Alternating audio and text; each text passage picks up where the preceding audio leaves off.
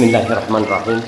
Yang saya hormati Bapak Wali Kota Pasuruan, yang saya hormati Bapak Kapolres, kemudian yang saya hormati semua pejabat negara yang ada di sini, baik dari MUI, dari Musfida, dan dari Departemen Agama, dan kepada semua yang hadir di sini, saya ucapkan Assalamualaikum warahmatullahi wabarakatuh.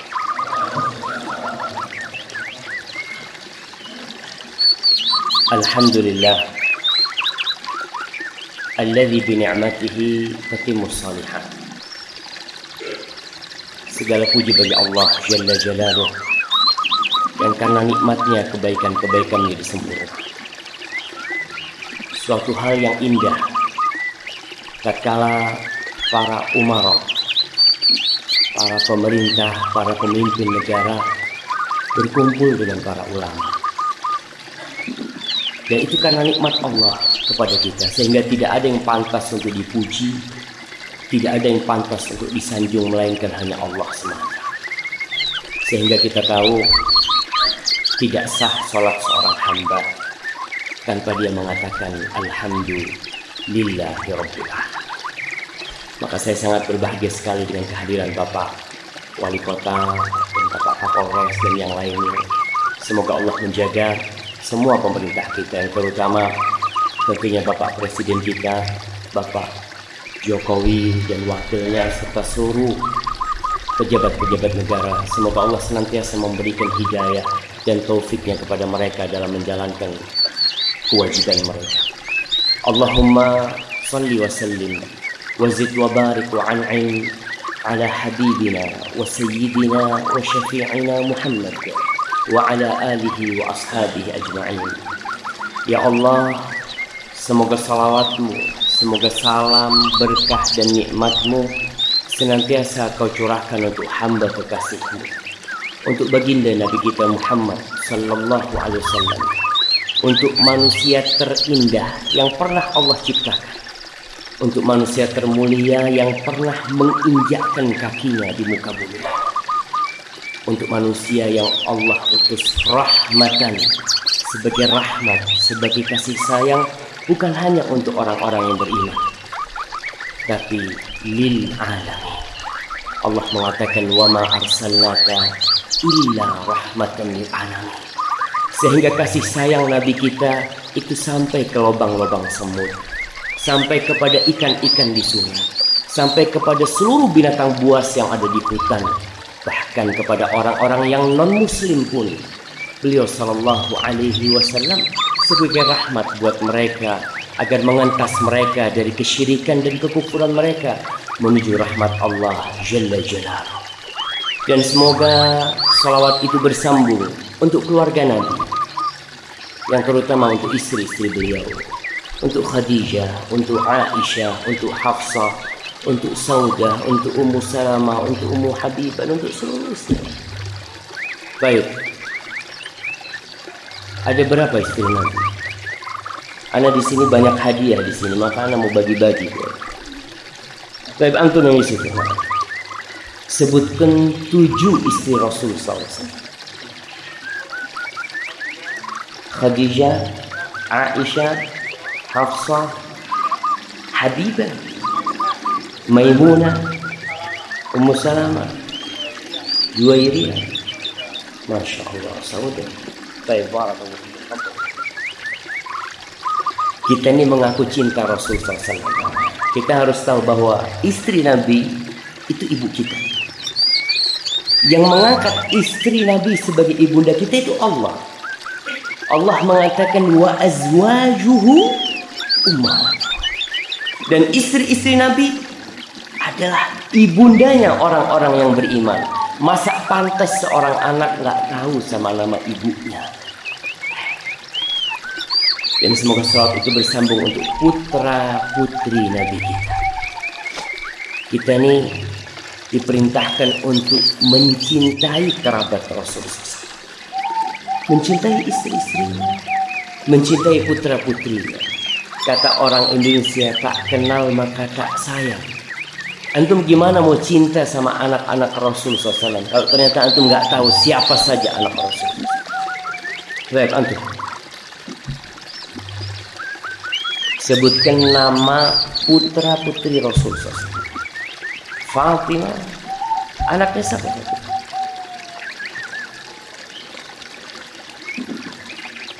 Ya anaknya Nabi. Nah, Fatimah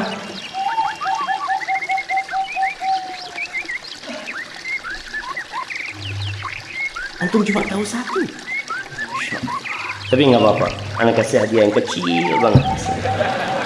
Apa? Ya memang kalau kita tahu hanya dari Fatimah, anak keturunan Rasul SAW. Jadi orang-orang yang menjadi keturunan Nabi di masa sekarang ini, mereka jalurnya cuma dari Fatimah. Dari yang lainnya nggak ada. Baik, Fatimah. Yang di sebelahnya.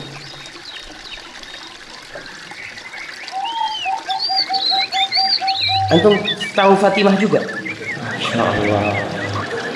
Mau dikasih hadiah juga jemaah? Kayaknya dikasih semua satu masjid. Baik, yang di sebelahnya. Hasan Husain, cucu Rasul. Antum makanya jangan dengar bocoran langsung ngomong gitu kan? Jangan, insyaallah. Orang harus punya prinsip gitu ya. Baik, Hasan Husain anaknya Fatimah. Baik, siapa lagi? Baik, yang di belakang. Qasim, Abdullah, Ibrahim, Ruqayyah, Fatimah, Zainab, Masya Allah. Satu lagi. Baik, barakallahu fikum. Masya Allah, ada titipan hadiah. Ana langsung kasihkan ke beliau ya. Masya Allah, antum dapat double antum. Baik, barakallahu fikum. Jazakallah khair. Iya. Jazakallah khair. Baik. Ana kalau lihat kayak gini jadi kepingin makan. Ana izin minum dulu. Bismillah. Baik para jamaah, setelah kita bersalawat untuk Nabi, untuk istrinya, untuk putra putrinya, kita juga menyampaikan salawat Allah untuk sahabat-sahabat Nabi. Yang kita semua harus yakin bahwa Allah telah memilihkan bagi Rasulullah SAW sahabat-sahabat yang amanah. Kalau para sahabat nggak amanah, kita nggak bisa sholat di masjid ini. Gimana kita tahu caranya Rasul SAW sholat? Kalau bukan dari sahabatnya. Bagaimana Islam itu bisa sampai ke Mesir? Bagaimana Islam itu bisa sampai ke Palestina? Bagaimana Islam itu bisa sampai ke Romawi, ke Syam? Kalau bukan dari para sahabat Nabi, siapa yang menaklukkan Mesir? Masya Allah, kalau Ustadz yang jawab, wah, kalau Ustadz Ali mau jawab, nggak enak kan Ustadz. Dia nggak jawab, anak kasih aja langsung Ustadz. Baik, sebelah situ. Siapa yang menaklukkan Mesir? Karena Ustadz tadi sudah benar jawabannya, makanya anak kasih aja. Siapa yang sebelah sana jawab? Nah, apa? Amr bin As. Islam tuh masuk ke Mesir lewat sahabat Nabi Amr bin As radhiyallahu taala anhu, masyaallah. Baik. Di masa siapa ditaklukkannya Mesir? Di masa siapa?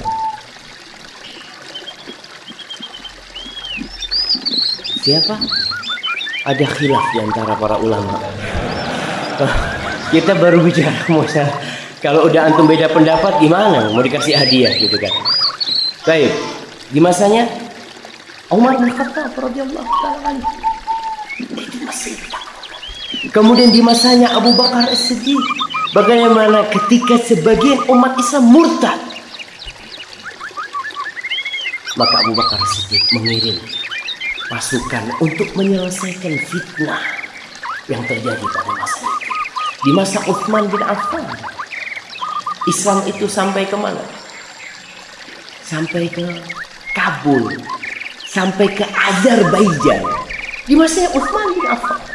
Kalau nggak ada mereka, kalau dikatakan para sahabat Nabi nggak amanah, gimana mereka menyampaikan agama Allah ini? Kemudian di masa Ali bin Abi Thalib, Ali bin Abi Thalib adalah menantu Rasulullah SAW. Kalau kita lihat sahabat Nabi yang 4 ini, 2 mertua, 2 menantu. Abu Bakar mertua Rasulullah SAW, Umar mertua Rasulullah SAW, Utsman menantu Nabi 2 kali. Nggak ada kalau mengatakan Utsman itu mendapatkan gelar Dzun-Nurain, yang memiliki 2 cahaya. Tidak ada sepanjang sejarah, mulai zamannya Nabi Adam sampai zaman Rasulullah SAW, seorang lelaki yang menikah dengan 2 putri Nabi, kecuali Utsman bin Affan. Utsman menikah dengan siapa? Dengan Ruqayyah Ummu Kulthum radhiyallahu ta'ala. Kemudian Ali bin Abi Thalib. Ali bin Abi Thalib adalah termasuk menantu Nabi yang paling dicintai. Kenapa? Karena dia dari Ali ini keturunan Rasul sallallahu alaihi wasallam.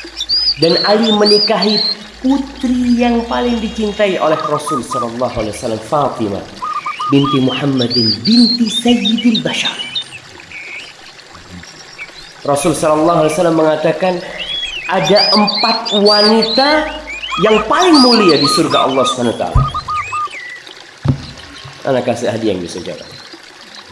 Masya Allah, yang di situ yang angkat tangan. Nah, yang pertama Maryam. Anaknya siapa Maryam?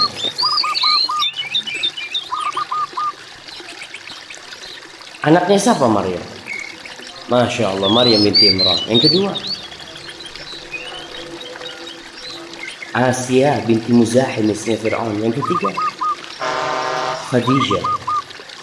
Yang keempat Fatimah binti Muhammad sallallahu alaihi wasallam. Maka kita senantiasa bersolawat untuk mereka semua, karena sahabat Nabi bersama keluarga Nabi, bersama istri-istri Nabi radhiyallahu taala anhum ajma'in, mereka adalah pilar-pilar agama yang tidak bisa dipisahkan. Nggak bisa dipisahkan keluarga Nabi sama sahabat Nabi, nggak mungkin dipisahkan. Kacau kita belajar agama, karena kita semua yakin mereka saling mencintai dan mereka bersama-sama menegakkan la ilaha illallah di seluruh penjuru dunia. Amma ba'd. Hari ini tanggal berapa? Tanggal 25 Jumadal Akhir. Berarti Ramadan tinggal berapa hari lagi? Coba. Ana mau tanya nih. Baik. Antum yang di situ, nah, masya Allah. Sebutkan bulan-bulan Islam. Antum Muslim kan? Baik, masya Allah. Yakin ada Muslim. Sebutkan bulan-bulan Islam yang 12. Muharram, Safar, Rabiul Awal, Rabiul Akhir, Jumadil Awal, Jumadil Akhir, Rajab, Sya'ban, Ramadan, Syawal, Dzulqa'dah. Masya Allah. Semua orang Pasuruan saya yakin kayak gini. Hafal sama 12 bulan Islam tuh, masya Allah, masya Allah. Para jamaah, kita tahu Pasuruan ini kota santri, dan saya benar-benar mungkin hanya satu kota yang kalau masuk Pasuruan itu ada Asmaul Husna. Iya, Pasuruan. Kemudian nama jalannya pakai bahasa Arab. Di Bangil itu kalau masuk kita lihat nama jalan, masya Allah. Maka seharusnya kita pun melestarikan penanggalan Islam, penanggalan Hijriah. Hari ini kita tanggal 25 Jumadal Akhirah 1437 Hijriah. Kita sudah berpisah dengan Rasul sallallahu alaihi wasallam berapa tahun yang lalu? Mana kasih hadiah? Hah? 1437. Nah, 1426, Masya Allah. Fadhalan Tuhan. 1426. Nabi meninggal tahun berapa? 11 Hijriah. Tinggal para jemaah, kita paling tidak melupakan penanggalan Hijriah. Walaupun di Indonesia penanggalan yang dipakai adalah penanggalan Masehi, tapi kita sebagai kaum muslimin memiliki identitas Muslim, anak Muslim. Sekarang alhamdulillah kaum muslimin semakin memakmurkan masjid. Maka mudah-mudahan masjid-masjid kita juga menggunakan penanggalan Hijriah. Barakallahu fikum. Baik. Kita masuk ke tema kita tentang sikap bijak ketika beda pendapat.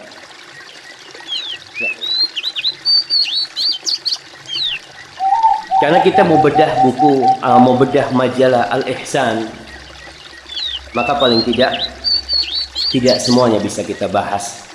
Ada beberapa poin penting yang harus kita bahas dalam masalah ini. Ada tulisan dari Ustadz kita, Ustadz Abu Ibrahim Muhammad Ali. Beliau menulis tentang menyikapi perbedaan pendapat dalam masalah fikih. Kemudian Ustadz kita juga, Ustadz Abu Ghazi, beliau menulis tentang khilafiyah di dalam masalah akidah. Kemudian ada pembahasan lain menyikapi perbedaan dalam menafsirkan Al-Quran Al-Karim.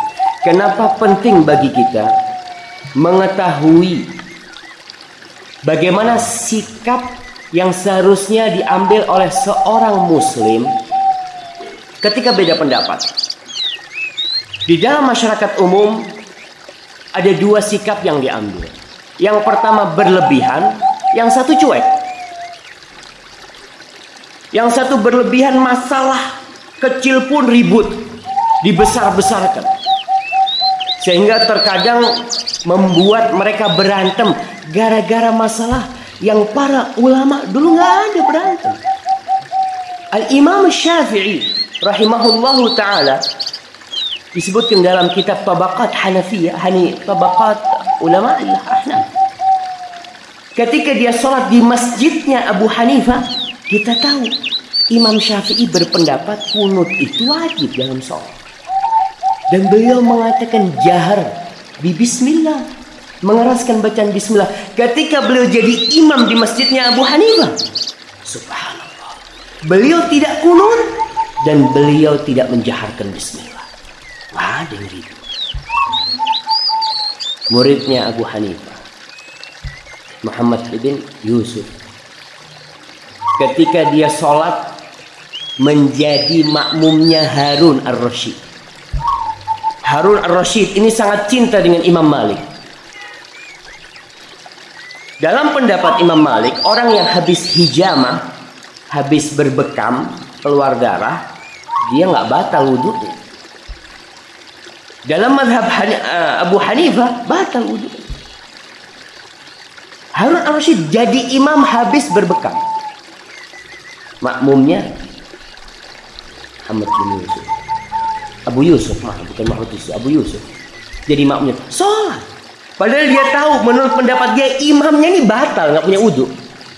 Menurut pendapat dia, tapi dia menghormati. Subhanallah. Ulama Madinah, Imam Malik bin Anas.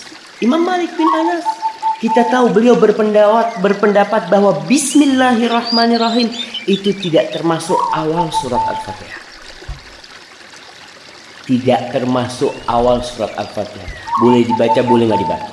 Nggak dibaca pun secara sir nggak ada masalah. Itu pendapat Imam Malik. Imam Syafi'i muridnya Imam Malik. Orang-orang Syafi'i ketika datang ke Madinah, mereka jadi makmum bersama imam yang tidak baca bismillah. Dan nggak ribut.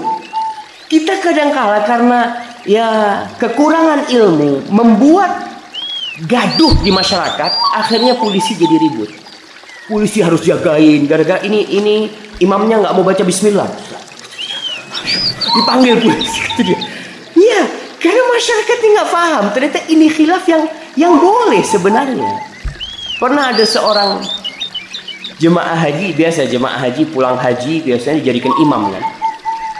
Selama dia haji di Mekah Madinah, nggak pernah dengar imamnya baca bismillah keras. Akhirnya dia pulang, masyarakat ngomong, mari bapak. Jadi imam bismillah. Bismillah kata dia. Alhamdulillah, nggak baca bismillah. Makmumnya sholat lagi. Makmumnya sholat lagi. Kata dia, nggak sah ini. Karena nggak baca bismillah imamnya.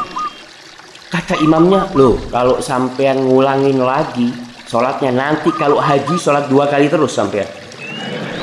Karena imamnya di Mekah Madinah nggak ada yang baca bismillah tuh. Apa betul mereka belum ada yang berangkat haji? Betul, coba tanyakan. Ditanyakan betul, ternyata di Mekah Madinah mereka baca langsung Alhamdulillahirabbil alamin. Tapi kita lihat ternyata itu tidak membuat para ulama beda pendapat sampai berpecah belah. Karena mereka paham sikap yang harus diambil itu bagaimana. Jangan sampai membesar-besarkan masalah yang memang seharusnya ditoleransi. Walaupun beda pendapat.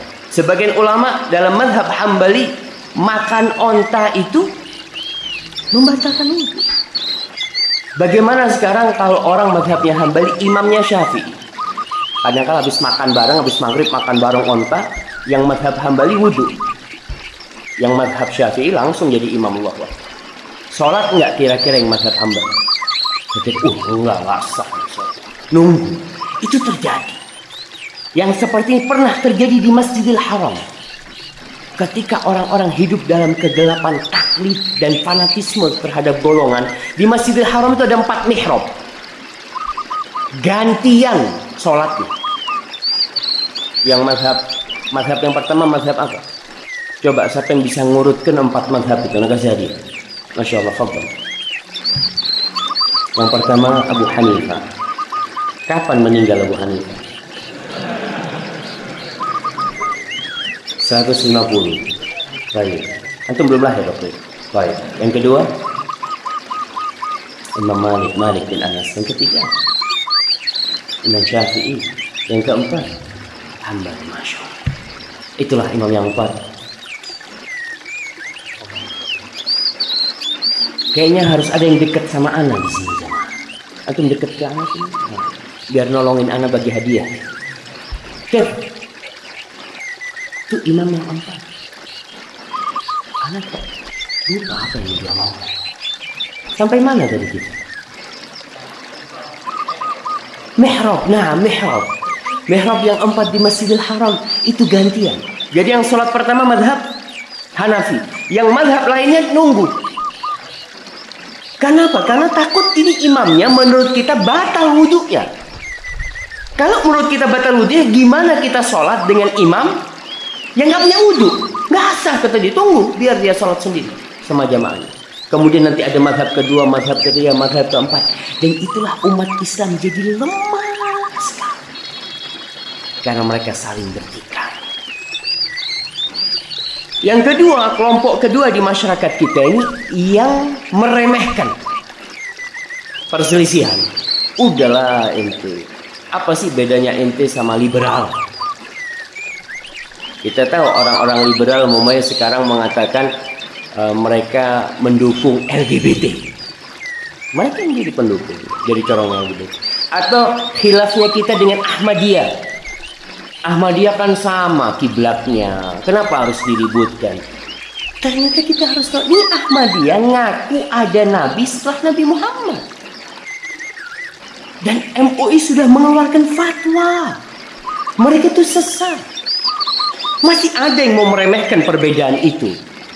Umpamanya ada orang-orang pernah ada di Jakarta yang mengaku titisannya Maryam. Siapa? Lia Eden. Sebagian umat Islam mengatakan, udah ente ada apa ribut-ribut sama mereka sih? Mereka ini muslim juga, sholat juga. Ini perbedaannya nggak bisa ditoleransi. Engkau jangan meremehkan perbedaan yang modelnya seperti ini. Sampai ada seorang tokoh dari Universitas Islam menulis buku judulnya Lobang-Lobang Hitam Agama. Dia mulai menjelaskan bahwa Al-Quran ini bikinannya Muhammad. Quran ini bukan firman Allah. Sampai dia mengatakan andai kata Pak Harto hidup lebih lama, disebutkan dalam bukunya, niscaya Pancasila akan menyaingi Al-Quran Karim. Apakah kita akan mengatakan, oh ini inti toleransi lah, jangan, enggak, ini nggak bisa toleransi. Kemudian khilaf-khilaf lain, umpamanya satu kelompok mengatakan Abu Bakar kafir, Umar kafir, Utsman kafir. Subhanallah, mertuanya Nabi kafir. Yang menemani Nabi dalam Gua Hira, yang menjadi khalifah setelah Nabi, yang karena sebab dia Islam jadi kokoh dikatakan kafir. Mana bisa kita toleransi? Maka dalam masalah khilaf ini kita harus bijak, harus meletakkan sesuatu di tempatnya. Kapan khilaf yang seharusnya kita toleransi, kapan khilaf yang seharusnya kita tidak toleransi. Dan para pejabat negara pun memahami hal itu. Dia melihat kondisi-kondisi masyarakat, oh yang seperti ini tidak bisa toleransi, harus diselesaikan. Kalau dibiarkan orang-orang yang mengaku nabi, sudah berapa nabi di Indonesia? Di Cianjur, MUI-nya ngomong ketika saya ke Cianjur, dia cerita, Ustadz di sini ada satu orang ngaku Nabi Idris, titisannya Nabi Idris. Rusak Islam kalau mereka dibiarkan. Kalau model aliran yang seperti Santoso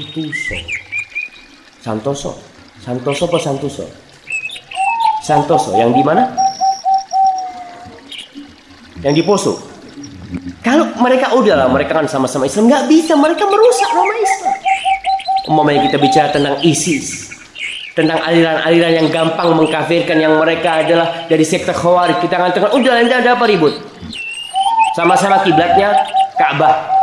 Hajinya sama-sama ke sana, sholawatnya sama, syahadatnya sama. Kenapa diributkan? Tidak ada pemikiran-pemikiran yang tidak boleh ditoleransi. Bayangkan orang-orang Khawarij di masa Utsman bin Affan, mereka mengkafirkan Utsman. Utsman dikafirkan dan sampai dibunuh. Di masa Ali bin Abi Thalib, mereka mengkafirkan Ali bin Abi Thalib dan sampai dibunuh Ali bin Abi Thalib. Yang model seperti ini nggak bisa ditoleransi. Maka kita harus belajar. Umat Islam harus belajar. Dan kita tahu talabul ilmi faridatun ala kulli muslim. Menuntut ilmu itu wajib bagi setiap muslim. Tentunya kewajiban ini sesuai dengan kondisi masyarakat. Yang menjadi pedagang, ya kau harus belajar bagaimana pedagang yang muslim. Yang menjadi pegawai, kau harus belajar bagaimana menjadi pegawai yang muslim. Saya ingat teman-teman di Astra Jakarta, itu pemiliknya non-muslim. Pemiliknya itu Jepang ketika itu, general manajernya. Pengajian Islam diperbolehkan kapan aja mau. Ditanya, kenapa kau membolehkan itu? Kata dia, setelah orang-orang Islam ini hadir di pengajian, pencurian berkurang. Iya. Ini general manager tidak berpikir agama, enggak. Dia berpikir, oh orang Islam lek kena, gak nyolong. Ya nggak apa-apa, biar belajar agama mereka. Betul, orang Islam kalau belajar agama yang benar, dia tidak akan jadi teroris, nggak bakal. Kalau ada orang berpikir orang Islam kalau sering ke masjid jadi teroris, nah salah. Biasanya yang jadi teroris itu ngaji sekali, terus nggak pernah hadir lagi. Itu jadi teroris. Tapi kalau dia hadir, karena ilmu ini kan berjenjang. Kita ambil 1, 2, 3, 4. Ada orang tahu 1. Saya masih ingat di Medina, ada seorang syekh menjelaskan tentang satu permasalahan. Ada anak muda yang kata, Ustaz, kenapa kita tidak berjihad sekarang? Kenapa kita tidak bunuh orang-orang kafir? Allah katakan, waqatilul musyrikina kafah. Bunuhlah orang-orang kafir semuanya, orang-orang musyrik semuanya. Ini anak muda biasa, semangat. Terus Syekh tanya, ente sekarang kenapa nggak sholat? Kan Allah mengatakan wa aqimus sholat, dirikan sholat. Kenapa ente sekarang nggak sholat? Ya belum waktunya sholat, kata dia. Kan sholat ada syaratnya, ada apa? Kata Syekh, seperti itu pula jihad. Ada syaratnya, ada waktunya. Ketika masuk waktunya ada jihad. Seperti kau sholat, perintah-perintah dalam Al-Quran itu juga ada penjelasannya. Enggak serta-merta langsung diamalkan, rusak akhirnya. Ma'asyiral muslimin rahimakumullah, tatkala kita berbicara tentang perselisihan, perbedaan pendapat, Allah Subhanahu wa taala sudah menentukan itu. Itu sudah takdir Allah. Di surat Hud ayat 18 dan 19. 118 119. Allah mengatakan, "Walau syaa rabbuka la ja'alan nas ummatan wahidah." Andai kata Allah berkehendak, Allah akan jadikan, andai kata Rabbmu, ada satu makna yang seharusnya kita fahami. Rabb banyak di terjemahan bahasa Indonesia Tuhan diterjemahkan seperti itu. Rabb bukan Tuhanmu. Tapi Rabb ini memiliki makna yang lebih dalam. Rabb itu adalah pemilik, pencipta yang mengurusi semua. Sehingga tatkala kita mengatakan ya Rabbi, itu makna semua harus hadir. Kau yang ngurusin semuanya, kau bisa menyelesaikan semuanya. Allah mengatakan andai kata Rabbmu berkehendak, Allah akan jadikan semua manusia itu ummatan wahidah, satu umat yang tidak ada perbedaan dan perselisihan, satu. Tapi Allah katakan wala yazaluna mukhtalifin illa man rahimah rabbuka walidzalika khalaqahum. Kata Allah, mereka akan terus berselisih. Manusia akan terus berbeda pendapat kecuali orang-orang yang dirahmati oleh Rabbmu. Untuk itulah Allah menciptakan mereka. Para jemaah, jadi perselisihan yang terjadi itu kehendak Allah. Ya Ustaz, kalau itu memang takdir Allah, apa kita biarkan? Takdir Allah itu ada dua. Ada takdir yang Allah cintai, ada takdir yang Allah kehendaki secara penciptaannya, tapi Allah benci. Orang kafir bisa kafir karena Allah berkehendak, tapi Allah suka dengan kekafiran. Tidak, Allah benci dengan kafiran. Dan masalah perselisihan, Allah tidak suka dengan perselisihan itu. Kenapa ada perselisihan? Untuk menguji kita. Kita mau ikut yang mana? Ikut yang benar? Ikut yang salah? Ikut kebanyakan orang atau ikut Allah Subhanahu wa taala? Tidak sedikit orang yang mengatakan, ya udah Ustaz, ana ikut yang banyak Ustaz. Belum tentu yang banyak itu benar. Belum tentu. Belum tentu yang sedikit salah. Karena kebenaran itu ada ukurannya. Ukurannya apa? Al-Quran dan Sunnah Rasul SAW.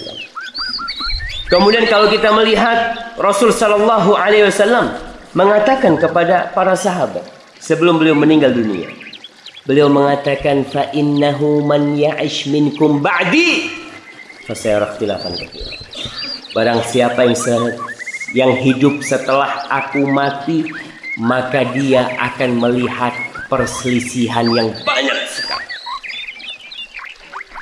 Berarti Nabi udah dikasih tahu sama Allah, perselisihan akan terjadi, dan bukan sedikit, banyak perselisihan.